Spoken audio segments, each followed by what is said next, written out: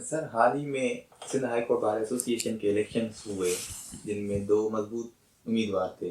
एक तो सरफराज मेहतरो साहब जो कि फतेहयाब हुए, दूसरे हसीब जमाली साहब थे।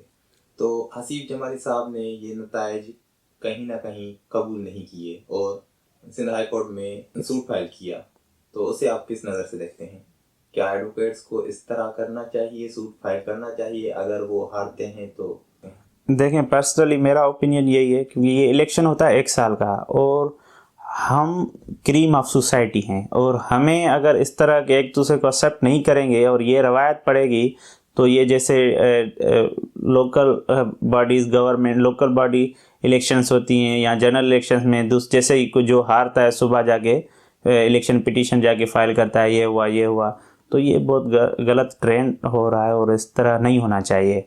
रही बात सरफराज साहब की इलेक्शन और जमाली साहब की इलेक्शन का, देखें, सरफराज मेहतरो साहब 700 की लीड से जीते थे और बड़े ट्रांसपेरेंट तरीके से ये इलेक्शन हुए थे और सब ने एक्सेप्ट किए।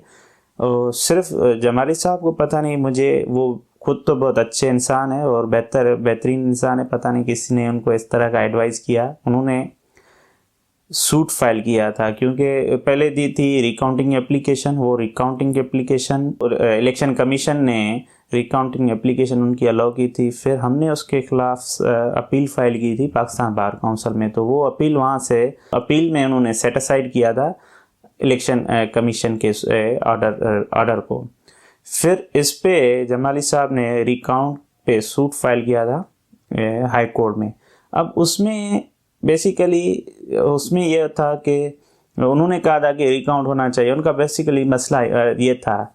लेकिन कोर्ट में फिर वहाँ से आबिद ज़ुबैरी साहब ने प्लेंटिफ साइड पे आबिद ज़ुबैरी साहब ने केस को परसू किया था और यहाँ डिफेंडेंट साइड से स्पेशली सरफराज मेहतरो को रिप्रेजेंट कर रहे थे सलीम मंगेर साहब। तो उस सूट को 7-11 में रिजेक्ट कर दिया हाई कोर्ट ने, ये कल ही फैसला आया था। बहरहाल ये उसका नतीजा जो यही आया। लेकिन मेरा यही personal as being advocate and being a member of Sindh high court bar association and member Karachi bar association, मेरा यही है कि इलेक्शन अगर जो भी जीते, जो भी बंदा, उसको हमें कबूल करने चाहिए, क्योंकि मैंडेट दोस्तों ने दिया है और ये इलेक्शन दोस्तों के बीच में होती है और 1 साल का होता है। इन चीज़ों पे हम लिटिगेशन में जाएंगे तो ये हमारा वक़ार को, इमेज को सोसाइटी में ख़राब करेगा। दूसरी बात ये है कि वकला के फैसले हम वकील आपस में हल करें, बजाय जो हम कोर्ट में जाएं। कोर्ट हैं शहरियों के मसाइल को हल करने के लिए, हम भी वहाँ पे शहरियों के मसाइल हल करने के लिए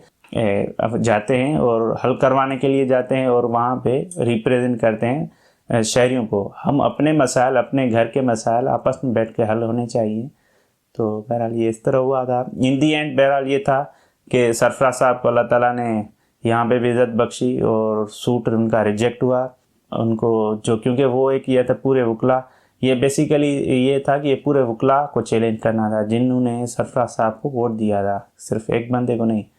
तो ये सरफराज साहब की जीत नहीं, ये पूरे वकला जिन्होंने सपोर्ट किया।